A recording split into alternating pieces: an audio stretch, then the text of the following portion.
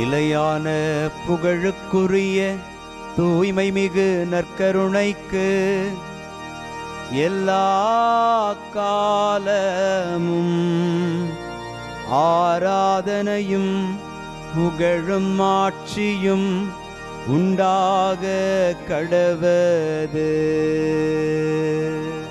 நிலையான புகழுக்குரிய தூய்மை மிகு நற்கருணைக்கு எல்லா காலமும் ஆராதனையும் புகழும் ஆட்சியும் உண்டாக கடவது.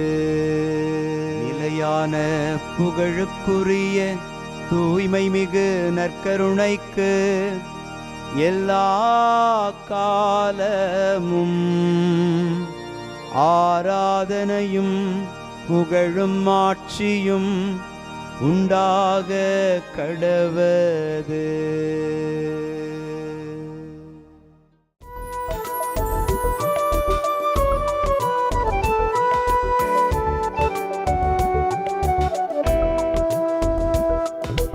எபினேசரே ஆராதனை, என் துணையாளரே ஆராதனை. எபினேசரே ஆராதனை, என் துணையாளரே ஆராதனை. மறப்பேனோ உமது அன்பை, மறப்பேனோ உமது அன்பை. மண்டியிடுவேன் உன் பாதத்திலே, மண்டியிடுவேன் உன் பாதத்திலே. ஆண்டவருக்குள் பிரியமான சகோதர சகோதரிகளே, இன்று ஆகஸ்ட் மாதம் 14ஆம் தேதி வியாழக்கிழமை. ஆண்டவரது உடன்படிக்கை பேழை உங்கள் முன் யோர்தானை கடக்கின்றது என்கிற வாசகத்தை யோசுவா நூலிலிருந்து இன்று நாம் வாசிக்கிறோம். உடன்படிக்கை பேழை வழியாக அன்று வழிநடத்தின ஆண்டவர் இன்றைக்கும் நம்மை நற்கருணை பேழையிலிருந்து வழிநடத்தி கொண்டே இருக்கிறார். உடன்படிக்கை பேழை என்கிற அடையாளத்தை கொடுத்த ஆண்டவர் தாமே நற்கருணை என்கிற அடையாளத்தையும் நற்கருணை பேழை என்கிற அடையாளத்தையும் கொடுத்து நம்மோடு எந்நாளும் இணைந்திருக்கிறார். இந்த கடவுளை, நம்மோடு எந்நாளும் இணைந்து வழிநடத்துகிற தெய்வத்தை நாமும் புகழ்ந்து பாடி ஆராதிப்போம்.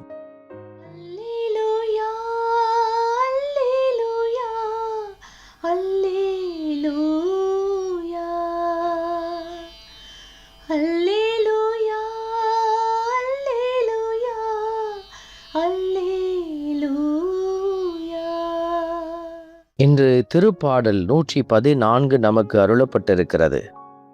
பல்லவியாக அல்லேலூயா என்கிற ஒற்றை சொல் நமக்கு அருளப்பட்டிருக்கிறது.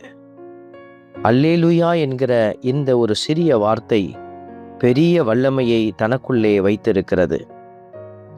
கடவுளை புகழுகிற சிறந்த வார்த்தையாக, தீமையை விரட்டுகிற ஆற்றலுள்ள வார்த்தையாக, நம்மை கடவுளுடைய வல்லமைக்குள்ளே எடுத்து செல்ல நமக்கு உதவி செய்கிற அபிஷேக வார்த்தையாக இந்த வார்த்தை அமைந்திருக்கிறது. ஹல்லெல் என்றால் கடவுளுக்கு புகழ். லூ என்றால் அதை ஆண்டவரை அடையாளப்படுத்துகிற வார்த்தை. டு யூ, உமக்கு. யா என்றால் யாவே என்பதனுடைய சுருக்கமாய் அமைந்திருக்கிறது.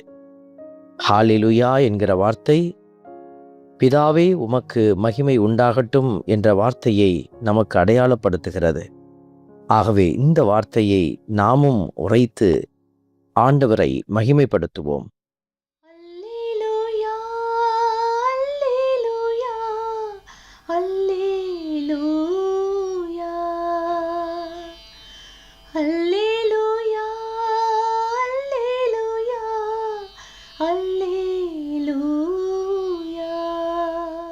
திருப்பாடல் நமக்கு உரைக்கிறது, யூதா அவருக்கு தூயகம் ஆயிற்று, இஸ்ரேல் அவரது ஆட்சி தளம் ஆனது. யூதா என்கிற வார்த்தையும் இஸ்ரேல் என்கிற வார்த்தையும் அடையாளப்படுத்துவது நம்மையே. நாம் வாழுகிற குடும்பங்களை, நாம் வாழுகிற பங்கு சமூகத்தை, இறையாட்சி அமைக்கப்பட்ட இடங்களை, இந்த இடங்களிலெல்லாம் இறைவன் தூயவராக, அவருடைய ஆட்சி தளத்தை அமைத்தவராக செயலாற்ற நாமும் இணைந்து செயல்பட மன்றாடி செபிப்போம். அல்லேலூயா, அல்லேலூயா, அல்லேலூயா,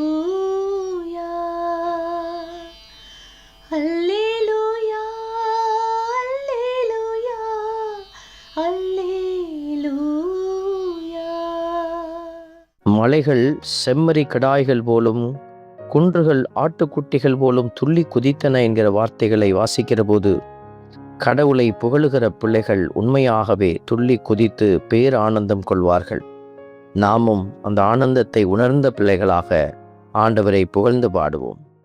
அல்லேலூயா, அல்லேலூயா, அல்லேலூயா, அல்லேலூயா, அல்லேலூயா, அல்லேலூயா. அன்பின் பரமபிதாவே, நன்றியோடு உம்மை துதிக்கிறோம், உம்மை ஸ்தோத்தரிக்கிறோம், உம்மை ஆராதிக்கிறோம். உமது ஊழியர்கள் மீது உமது முக ஒளியை வீசச் செய்கிறபடி இரக்கம் தொடர்ந்து அவர்களை ஆசிர்வதித்து வழிநடத்த ஒப்புக்கொடுத்து செபிக்கிறோம். ஆமென்.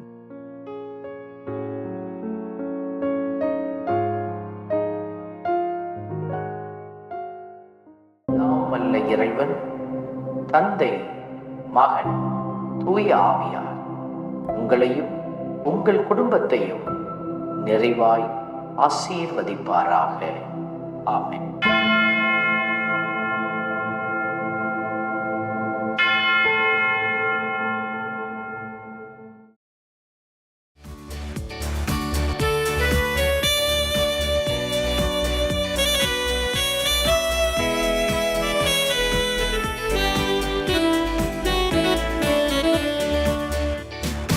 இஸ்ரவேலின் துதிகளுக்குள் என்றும் வாசம் செய்பவரே, உம்மை நம்பி வந்த யாவருக்கும் என்றும் நன்மைகள் செய்பவரே, உம்மை என்றென்றுமே என்றென்றுமே பாடி புகழ்ந்திடுவோம்.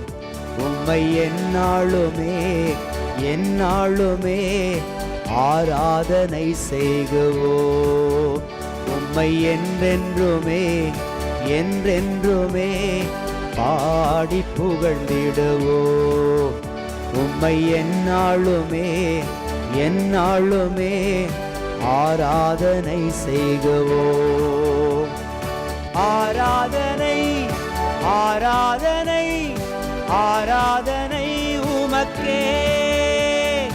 அல்லேலூயா அல்லேலூயா, துதி மகிமை உமக்கே. ஆராதனை ஆராதனை ஆராதனை உமக்கே. அல்லேலூயா அல்லேலூயா, துதி மகிமை உமக்கே.